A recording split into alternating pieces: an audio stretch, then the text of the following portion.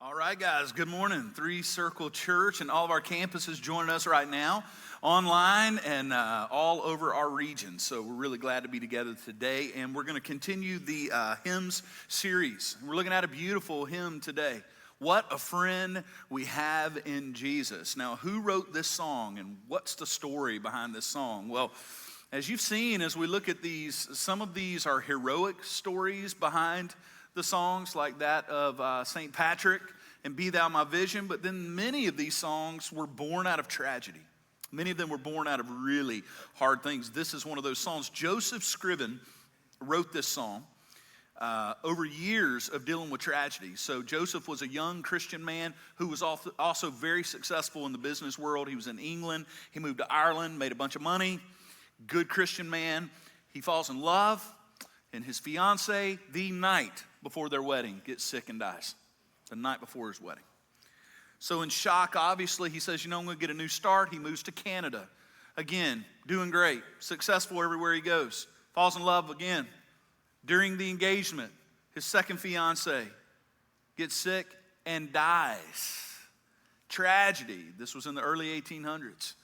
And so after that, this man who loved the Lord, through prayer, decided that he would take a vow of poverty. He felt like God was leading him to do that. Even though he was very wealthy, he took a personal vow of poverty, gave everything he had away, continued making money, and continued giving it away. That's what he did with his life. So much so that years later, when his mom, who he was very close to, still in Europe, when his mom got sick on her deathbed, he could not travel to her because he had given everything he had away.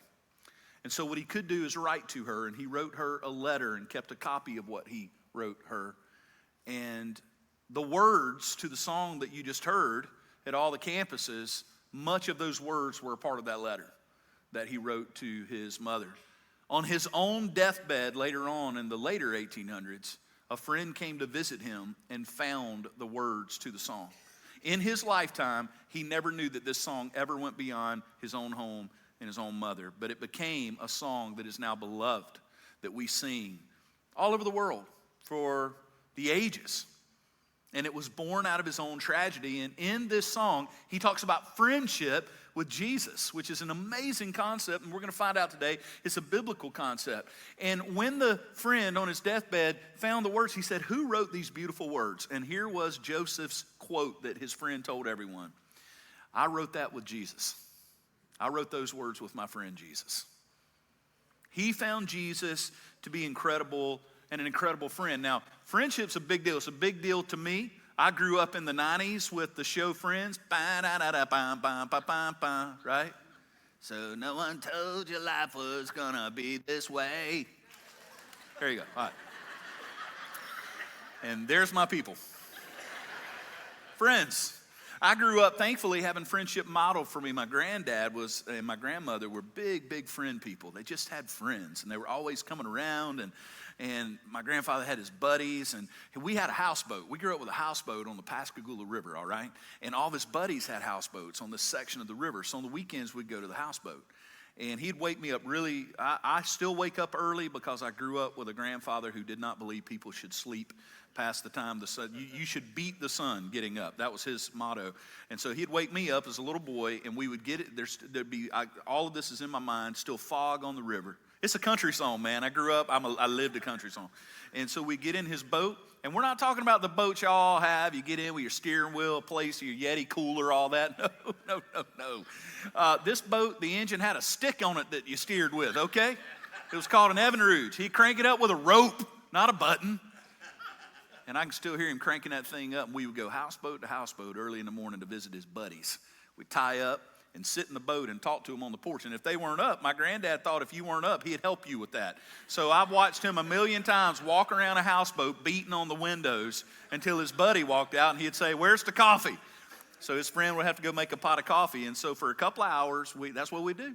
And I sat there and watched as a kid my grandfather tell stories with his buddies. First time I ever saw a man smoke a pipe. One of his good buddies would sit there and smoke a pipe, and it had cherry tobacco, and I remember as a little kid going, that smells so good, and he looked so cool with that pipe. And they would tell stories, and they would laugh, and I thought, that's what friendship. My grandmother, Barbara Jean, she used to chew gum a lot, all right? And I always knew when her friend was we would know when her friends were coming over, she'd start smacking her gum. We all knew it. She was getting excited. She'd just chewing that gum. She was so excited that her friends were coming, okay?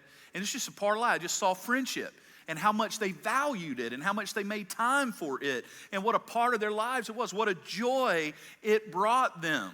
Okay? And so I had friends my whole life. I'm a gregarious guy, but you don't have to be gregarious personality-wise to have great friendships. But it was a part of my life, and I love my friends. And I just want to show y'all some of my buddies. This is the 8th grade, and those are my 2 best friends back then. And we had just escorted some lovely ladies in the local pageant. And that's me on the left, and that's my buddy Andy in the middle, and that's my buddy Jade on the right. We were best friends all through school. And they were awesome and hilarious. And to show you what knuckleheads we're trying to pull off the see no evil, speak no evil, hear no evil. And we can't even get that right, as you can see. Andy famously, so my first truck was a yellow Ford F-150 built the year I was born, 1977. Still had a little button on the bottom of the floor that you could do your brights with. Anybody know what I'm talking about here? Yes, sir. Get about 4.5 miles to the gallon. Tank. You could run over trees with it. I know this from experience. That's a whole nother story. And one day the 3 of us were late for basketball practice, and we were in the truck, which everyone affectionately at my school had called Old Yeller by the movie. It was Old Yeller. It was a yellow truck. And we fly into the high school parking lot, and the passenger door on this old truck never did shut right. And I threw Andy, the middle guy, I threw him out of the truck. Because he was an incredible athlete, and luckily it was grass, and he literally rolled on the grass, and I thought, we've killed Andy. That's what Jade said. I think just killed Andy. And then Andy comes running, he jumps in the truck, he says, I'm good, and we just go to practice like it never happened. I love those guys. Watch this, they were my friends. We were friends.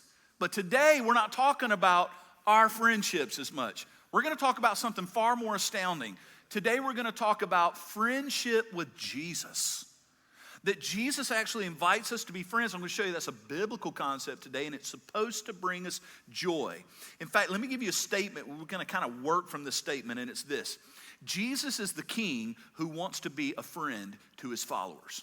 It's very important that you have both those things in mind. Because if you're not careful, you'll fall on one side or the other of a false dichotomy that we've set up.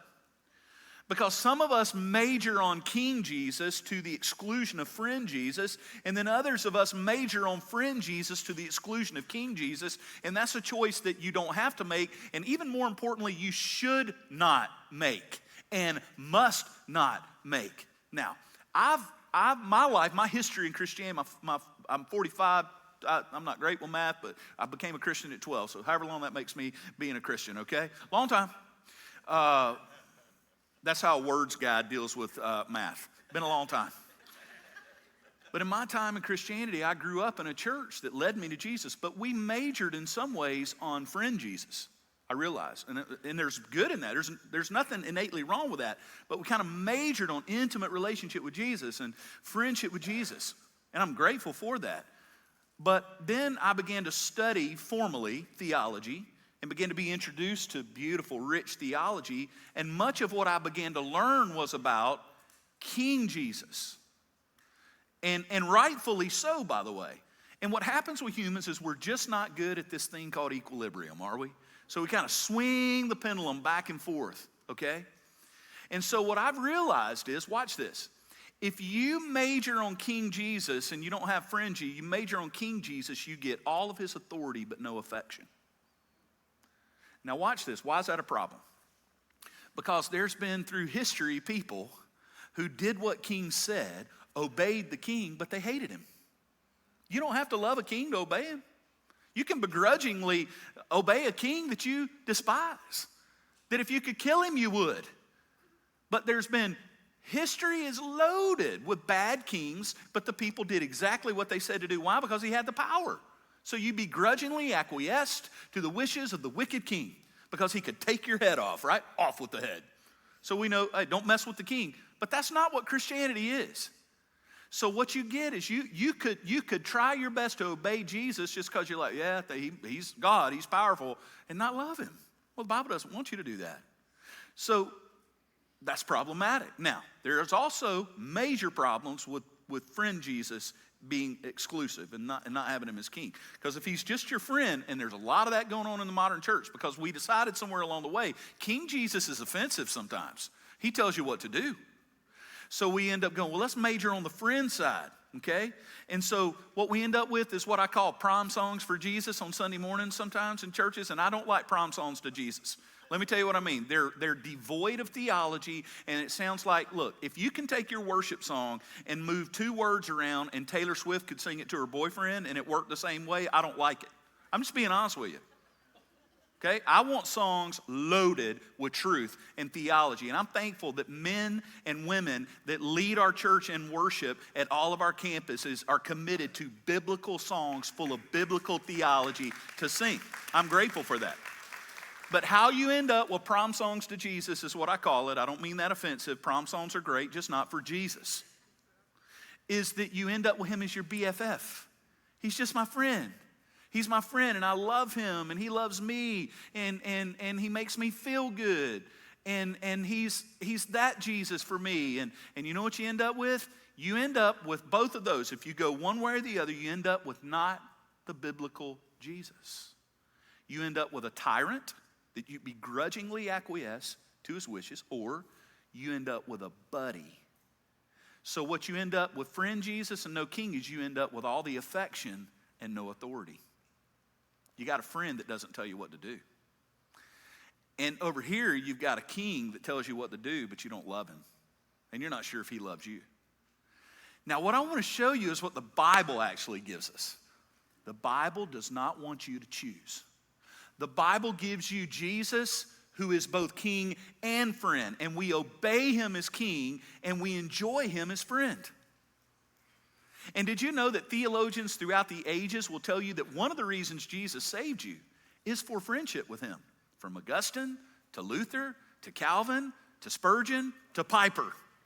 To enjoy him forever. To enjoy your relationship with Jesus. And so whatever side of this you fall on today, I want us to find the equilibrium that honors Jesus and brings us joy. And we're going to find that in his farewell address to his disciples, which did not happen at the Last Supper. That wasn't a farewell address. The farewell address happened from the walk from where they had the Last Supper to Gethsemane, where he would pray. During that walk, with torchlight dancing off his eyes, he spoke to his disciples the words we're going to read today. His farewell address. And in that last thing he wanted them to remember was this concept. And you will find king and friend talking to us today. Are y'all ready? We love the Bible, right? Let's dive in. Here's what it says. John 15. These things I've spoken to you, and here's the purpose of this information. That my joy may be in you, and that your joy may be full. Well, that's good news. Jesus wants his relationship with you to be full of joy. But that has requirements. And watch how he starts. Verse 12, he is speaking as a king. I want you to watch the interplay between king and friend. Y'all watch for it. You ready? This is my commandment, that you love one another as I have loved you. What does that sound like? A king. Because do friends command? Look, I got a lot of good friends. I got a small group that's both men and women. And my buddies, when I get there, I've never had Lance or Dennis or David or any of my friends. They don't look at me and go, hey, before we leave tonight, I've got about 3 or 4 commands that you're going to need to follow the rest of the week. That's not how we talk to each other. We're friends. They're not kings. But this is Jesus saying to them, I'm the boss. I'm the king. This is my command, that you love one another as I have loved you. But now verse 13, we move to friend. Greater love is no one than this, that someone lay down his life for his friends. And then, just so we're not confused, verse 14, you are my friends. And here's a mark of that friendship. If you do what I command you. Verse 15, no longer do I call you servants. What is a servant? Now we see king and friend being interplayed. Who has servants? Help me out. Kings. He's not leaving behind servant. Don't misunderstand the language. He's not saying you're not a servant at all. He's saying you're not only a servant. He's not saying he's not a king anymore. He's saying, but I'm not only king. I am more. So he says, I don't call you servants, for the servant does not know what his master is doing, but I have called you what, church? Friends. For all that I've heard from my Father, I've made known to you. Now, how does he do that? The Word. If y'all are wondering why I was doing this strange thing with my Bible, that's how he does that. Through his Word, okay? Verse 18, here's how it happened. This is important. This is theology, theology, theology. You ready? You did not choose me. I chose you and appointed you that you should go and bear fruit and that your fruit should abide. Abide. That's a part of friendship with Jesus, we'll see. So that whatever you ask the Father in my name, he may give it to you. These things I command you so that you will love one another. Man, I just can't love those verses more. The friendship that we're offered from King Jesus. And I love that in his farewell address, he's like, don't you forget, while wearing the crown of kingship, I extend the hand of friendship to you. And he does not have to take off his crown to offer you his hand. Okay? It's both. So I thought, let's answer the question and see what we see in these verses about what kind of friend Jesus is. Because we all have friends, and you all have different kinds of friends. You've had good friends and friends that have hurt you and friends that lied to you and friends that were there for you and friends that had your back. You got funny friends and solid friends, and you have boring friends. You have friends, you know, if they call you, you got 15-minute conversation, it'll feel like you talked for 3 days because they just suck the life right out of you. But you love them. You got all kinds of friends. And then you got friends when they call, you're like, I can't wait. And you always are like, I feel better after that. Friends. What kind of friend is Jesus? First, Jesus always tells the truth. Now, even your best friends don't always tell you the truth. And I mean actively. So what this means is sometimes they withhold the truth from you because they still want to be your friend. So this is why Proverbs tells us if you ever find a friend who will tell you the truth, you better hold on to them. They really love you. Because most of the time we don't tell everything. Like we don't want to hurt one another's feelings. Not when we're friends. We want to hold on to the friendship. So it's so hard for us to be really honest. Jesus is the friend who will hurt your feelings. Just get ready. And he always tells the truth. I can't tell you how valuable that is. Again, in his word, he'll never lie to you. He's never lied to you. He never will lie to you. And if you will seek him, you will find that his truth is for you. He wants you to have the truth. Now, what this means is sometimes if you have a consistent walk with Jesus, he will tell you sometimes what you want to hear because it's so encouraging and you think, oh, I needed that bad. But I want you to know Jesus will always tell you what you need to hear, not necessarily what you want to hear. Because there's times I've had my time with Jesus in the mornings and I left going, man, I needed that one. I'm so encouraged. Other times I left going, I think someone just punched me in the face. Jesus is your friend that will get in your grill sometimes, that won't let up. He's the friend who just won't stop getting in your business. And that's good. You can always trust Jesus. And he wants you to trust him. In fact, remember what he says. When you begin to learn the rhythm of King and friend Jesus and both come together, you will have joy like you wouldn't believe. It's a really good thing to serve a good king and be his friend. That's pretty amazing. So Jesus always tells us the truth. Secondly, in that truth, this is another thing. The reason he'll always tell you the truth is he always has his own glory. Now, who gets glory? Kings. So he always has his glory, but he's also your friend and your best in mind, and the two never have to compete. Because what is your best brings him glory. So you can just trust that what Jesus, your friend, is doing in your life is ultimately for your good and will bring him great glory. He's a king, he gets glory, but he's your friend. He wants the best for you. And here's the deal.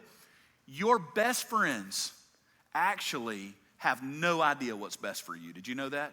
Human friends are limited. They can maybe give you advice, but they don't know what's best for you. They can do their best, but they're humans.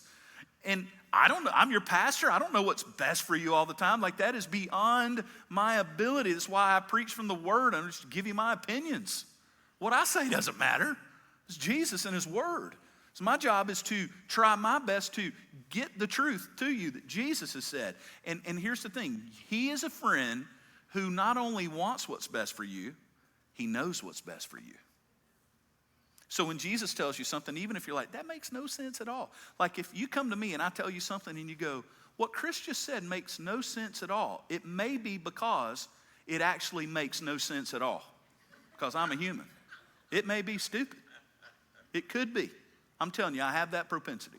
I could give you advice and you're like, that's crazy. And I would have to go, possibility.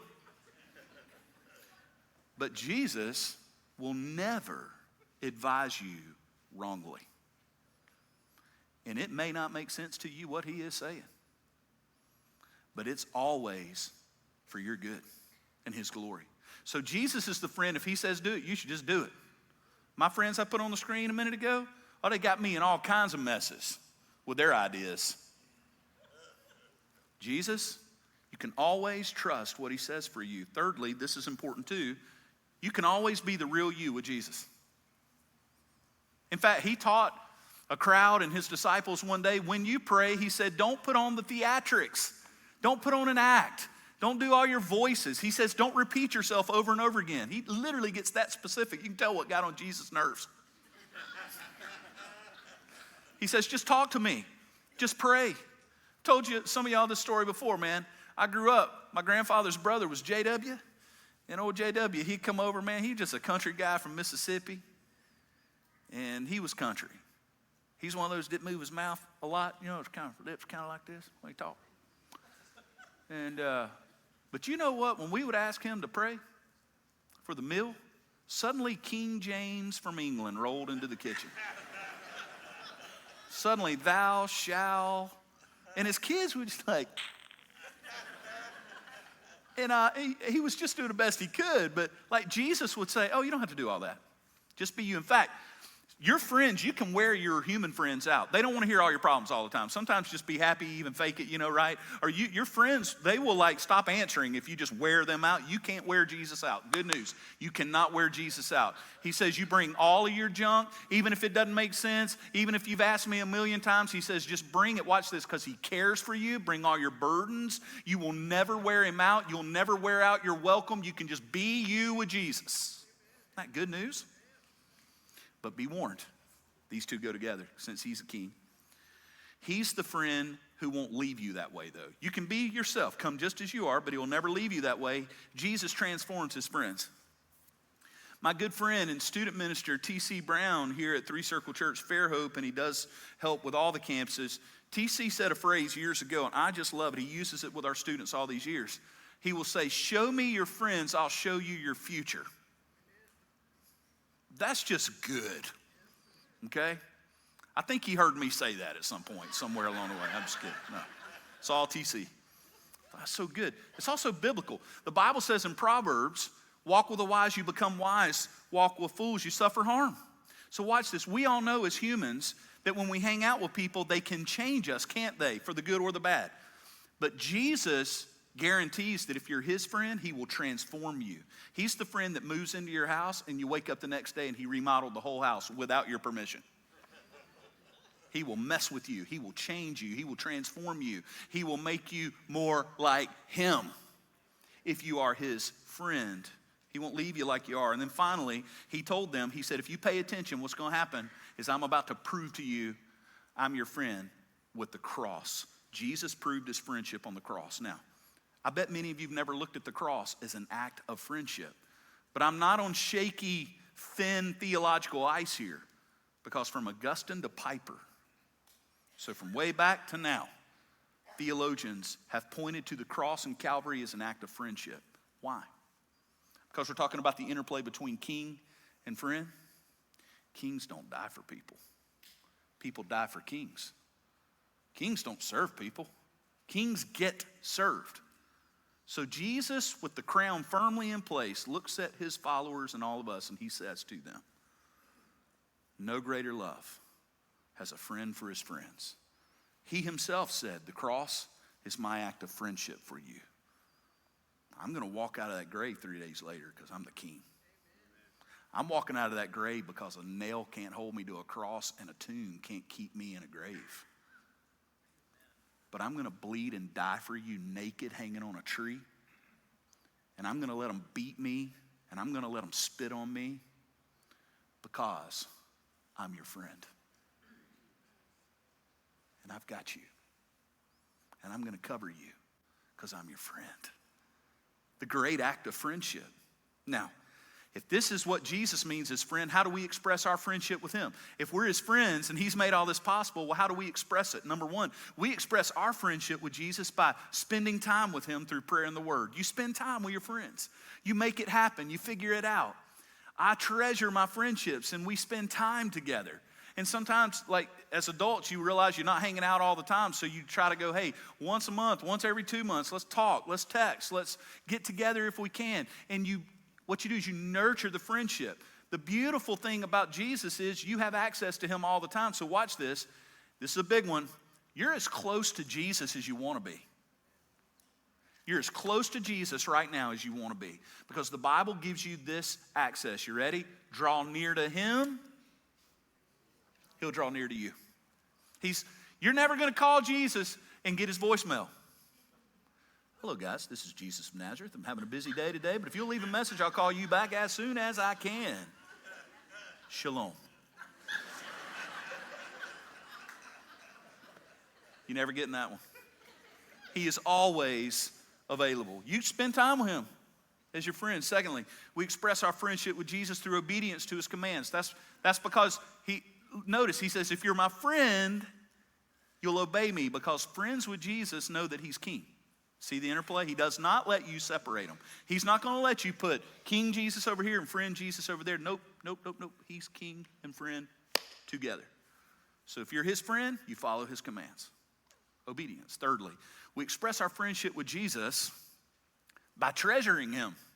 We value him. I value my friends. My best friend, my greatest friend ever is my wife. And I value our friendship. I treasure it. She's a treasure on this earth to me. Do you treasure? Is he priority to you? Do you treasure him? Fourthly, though, listen, you can treasure things that you don't enjoy. You can treasure something that you don't delight in. So finally, we express our friendship, and many great theologians beyond my abilities have fleshed this out beautifully. We express our friendship with Jesus by delighting in him, enjoying him. One of the great catechisms of our faith is to know him and enjoy him forever. Do you enjoy him? I enjoy my friends. It brings me joy. It's the greatest joy. Look, you can have all the money, all the stuff, all the success in this world. Just give me friends. Truly. Humans are awesome.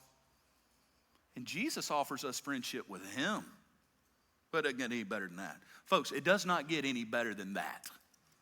This is the gospel is not just a theological construct. It is a human relational experience. And he's king and he's friend. And how did this all happen? How did we become friends with Jesus? Romans. For if while we were enemies, that's who we were reconciled to God by the death of his son, and much more. Now that we're reconciled, shall we be saved by his life? More than that, we also rejoice in God through our Lord Jesus Christ, through whom we've now received reconciliation. How in the world do we get to be friends with Jesus? We broke the friendship. God reconciled it in his own son. I thought that I would share with you the way Jesus has been a good friend to me. And sometimes you hear preachers tell stories, and there's two little things that happen a lot with preacher stories, okay? Sometimes the preacher ends up being the hero of the story.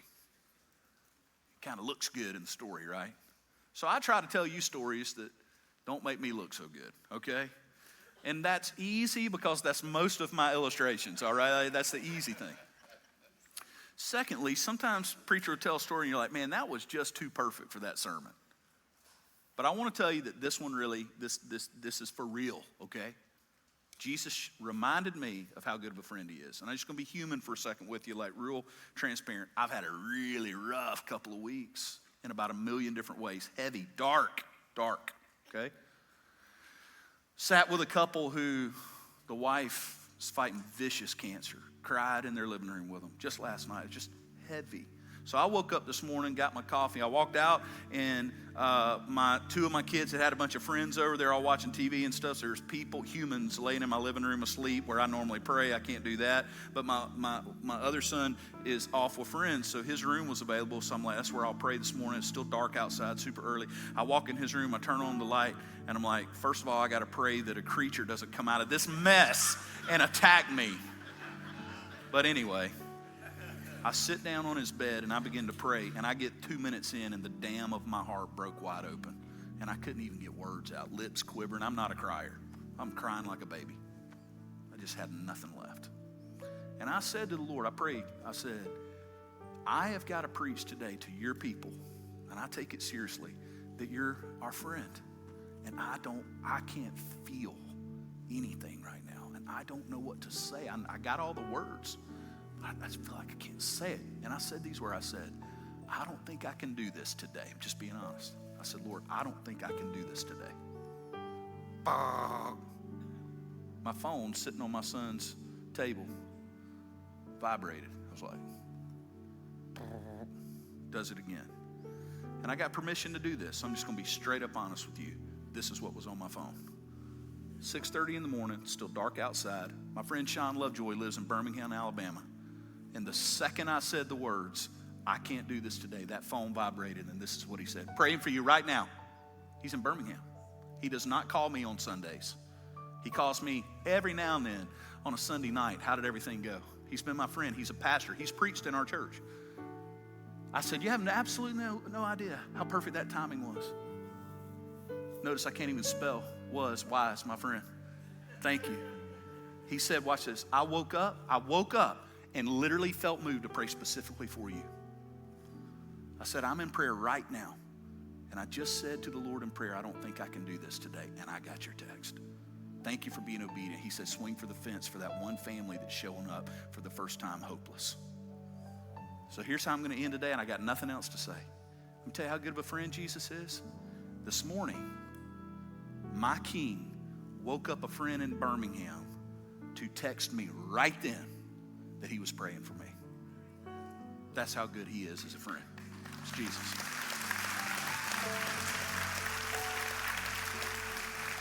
And I want you to experience him as your friend. Jesus, thank you for your word today. I pray that we as Christians will walk with you as king and friend to your glory and our joy. Amen.